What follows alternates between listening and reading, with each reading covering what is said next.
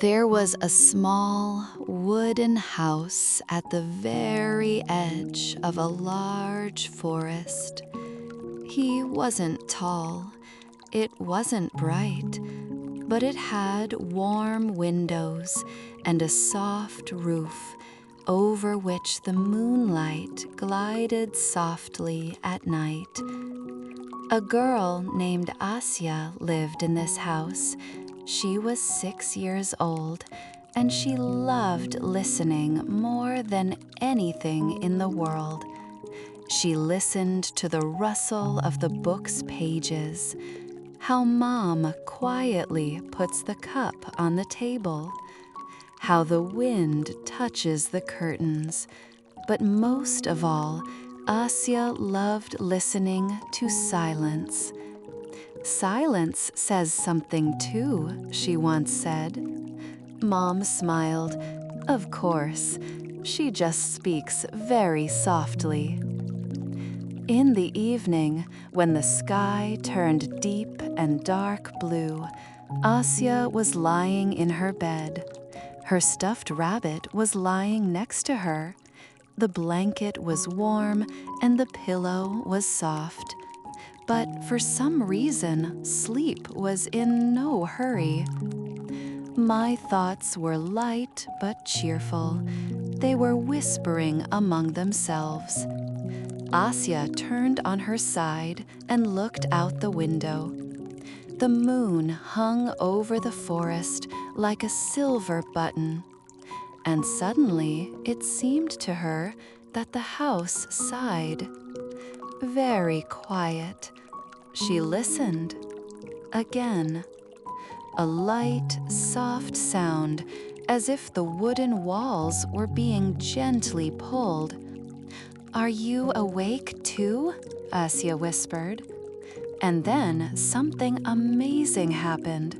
The wall next to her bed became a little warmer, not hot, namely warm as the palm of your hand. "I'm listening," a barely audible voice said. Asya was not afraid. The voice was calm, kind. "Who are you? What is it?" she asked. "I'm a house," the voice replied. "I listen to silence every night." Asya smiled. "What does she tell you?" The house was silent for a while. "She tells you when it's time to rest." Asya sat up on the pillow. "And how do you know it's time?" The house creaked softly, as if it had smiled. When everything around becomes soft. And at the same moment, Asya noticed the shadows became lighter, the air became calmer, even the clock on the wall ticked more slowly. "I can teach you how to listen to silence," said Domek. "I want to," Asya whispered. "Then close your eyes." She closed it.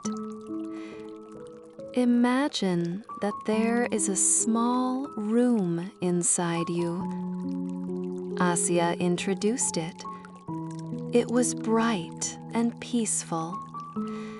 "There's silence in this room," the house continued. "She doesn't like to rush things." Asya took a deep breath. The air entered slowly. Exhale. He came out even more slowly. "Do you hear?" Domek asked. Asya nodded. It became very calm inside her. "It's not empty." Namely, calmly. "Silence is always there," said Domek. "It's just that during the day, she is drowned out by footsteps, conversations, and laughter." "And at night?" "At night, She comes out and wraps everything around. At that moment, leaves rustled outside the window, very quiet, as if confirming the words. "And when do you sleep?" Asya asked. "I'm not sleeping," the house replied. "I watch the sleep of those inside." Asa felt warm. "So you're watching over me too?" "Of course." The house creaked slightly with the beams, softly, calmly. Sometimes children feel like they can't sleep, but in fact, sleep is already near. He's just walking slowly. Asya smiled. Her hands felt heavy. My shoulders relaxed. "And if I wake up at night?" "What is it?" she asked softly. "I'll be here," the house replied. "I'm listening to the silence for you." Outside the window, a cloud slowly drifted past the moon.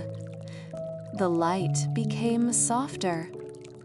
The room seemed to deepen.